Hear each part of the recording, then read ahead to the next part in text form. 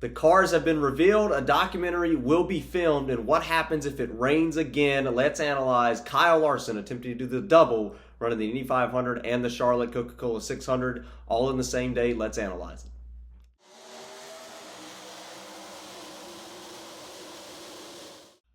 Hello everybody, welcome to Dirty Air. I'm your host Alex Lambert, and we have some interesting news to discuss today involving Kyle Larson running the double again this year. This will be the second year in a row he will attempt that. I want to mention a little bit about Eric Jones receiving a penalty following the race, or getting disqualified following the race at Martinsville on Sunday. We head to Darlington this week. I'll break all that down, but let's go ahead and get into it. Let's talk about Kyle Larson running the double again. It was announced yesterday that there will be a documentary filmed about this. The cars were released yesterday. Some good-looking cars. They're very similar to what we saw last year when he tried to run the double. And then, of course, we'll talk about some comments Jeff Gordon made in an interview with Claire B. Lang that I saw on X that a lot of fans heard about what would happen if it rained again like it did last year. So let's sort of set the stage, right? Let's kind of review what happened a year ago at Charlotte, or really starting in Indianapolis, right? You have the Indianapolis 500 supposed to start around 12 o'clock. That gets rain delayed for hours upon hours. Starts about, what did it start, like 3:30, 4 o'clock? Later in the afternoon, that race started.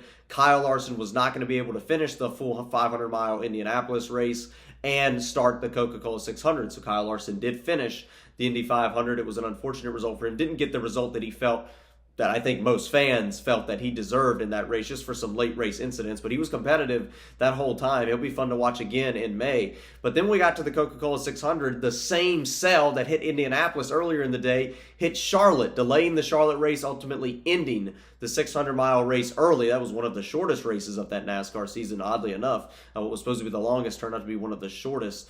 It's very frustrating. Kyle Larson, it was mentioned today in Jeff Gordon's interview, actually, or yesterday, with Jeff Gordon's interview, that, you know, Kyle Larson usually doesn't show emotion. Well, he was very visibly upset about that. I think we've kind of understood as the fan base how much that meant to Kyle Larson and how that didn't work out. That was certainly something I think a lot of fans saw. It's always exciting when you see a driver attempt to do both, right? The Indianapolis 500, that gets NASCAR fans really into the Indy 500. And then that just makes, I think, that whole day feel special. It's already a very special, very fun, exciting day for race fans in general, having both of those races.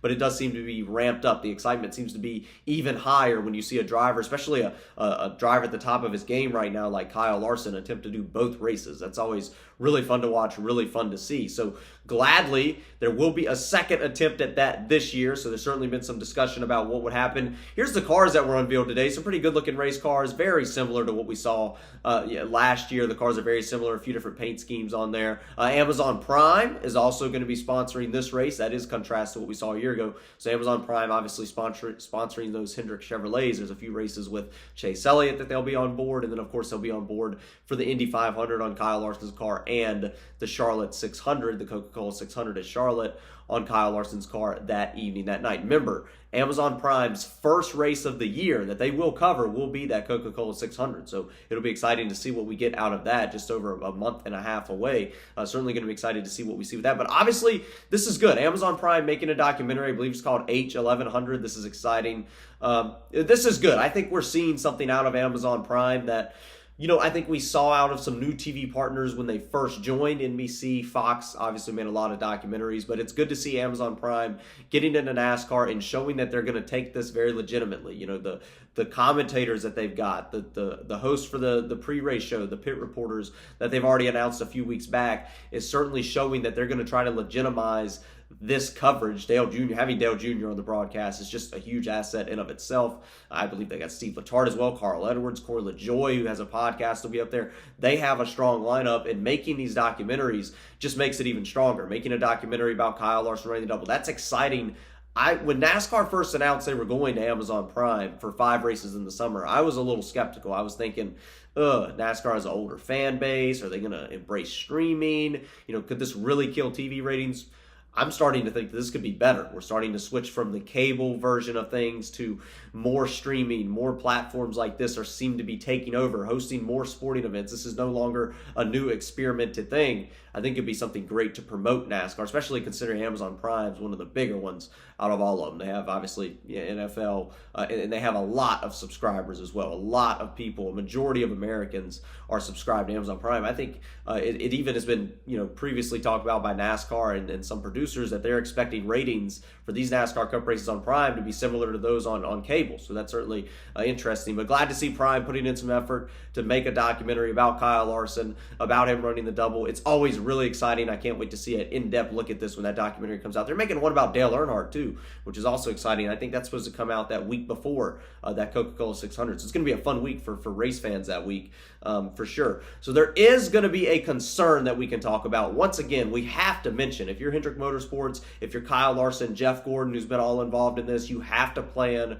for weather again. After it happened a year ago, you have to have a plan for weather. And what it seems to be the narrative, and Jeff Gordon said it's even more so this year than it was last year, is to get to Charlotte. And there's probably what there's going to be is a set time. I'm assuming that time would be around what the race is supposed to start after 6, so about 4-ish, 4:30. There would be a set time that Kyle Larson would have to leave Indianapolis Motor Speedway regardless of where they're at in the race. Once again, everything goes on time. He should be fine with plenty of time to get to Charlotte.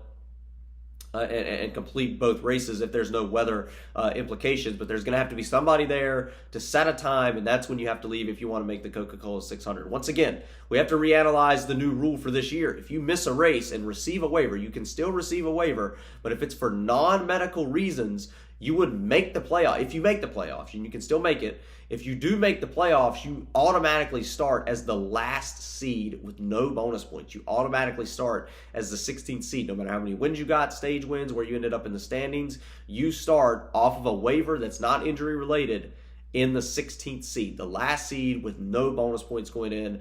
That makes things extremely difficult. That puts you at an uphill battle going into the first round of the playoffs. So Kyle Larson, Hendrick Motorsports, Jeff Gordon, everybody involved is not going to allow that to happen this time. NASCAR made that rule most likely based off what we saw last year with the Kyle Larson incident. So once again, they can do it, but I think it would be much more beneficial for them to run Charlotte than the Indy 500. Once again, hopefully there's no weather issues, nothing that impacts them in Indianapolis. It should be an exciting, fun day. I do want to mention that Eric Jones did receive a penalty following Martinsville's race. So he finished in the top 30. Not a great run for Eric Jones, but did get DQ'd for a failure to meet the minimum weight. So the car didn't weigh enough. We saw an issue with this last year. Alex Bowman at Charlotte, at the Charlotte Road Course, where he was disqualified from the playoffs. That was certainly a big deal. Hendrick Motorsports did not appeal that penalty back then, and then of course Legacy Motor Club today is not going to appeal, or this was announced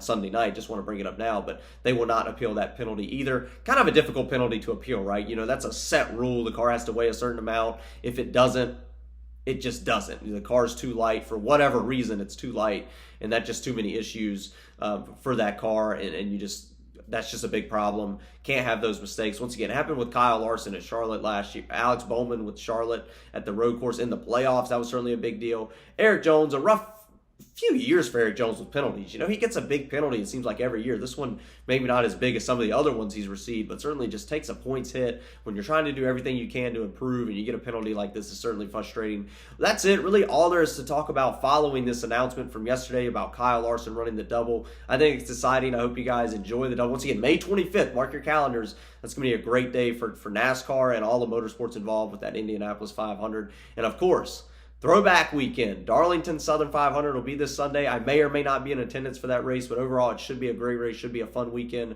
And of course, let's get rowdy.